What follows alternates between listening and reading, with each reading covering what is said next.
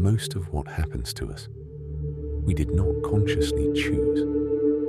The family we were born into, the beliefs we absorbed before we could question them, the patterns we inherited from people who inherited them, from people who never examined them either.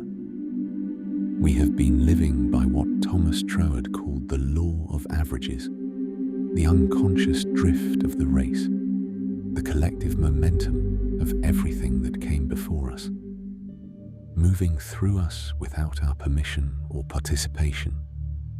And most people never leave it, not because they cannot, but because they do not know it exists.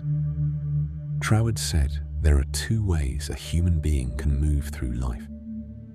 The first is unconscious participation, being carried by the current of conditioning, of inherited belief, of automatic pattern, of the wound that runs on its own before you even notice it has started. This is the law of averages.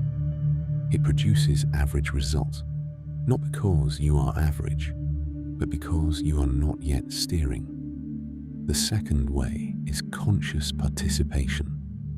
The moment a human being recognizes that a law exists, understands how it operates, and begins to work with it deliberately instead of being worked by it unconsciously.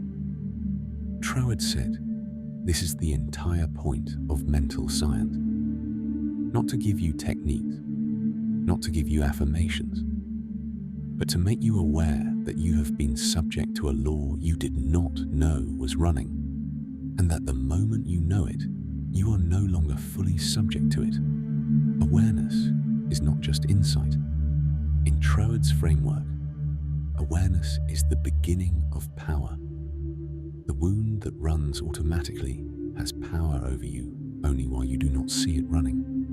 The moment you see it, something shifts. Not completely, not instantly, but the unconscious drift has been interrupted. And interruption is where conscious participation begins. You were never meant to be carried. You were meant to steer. This is the Thomas Troward Edinburgh Lecture Series.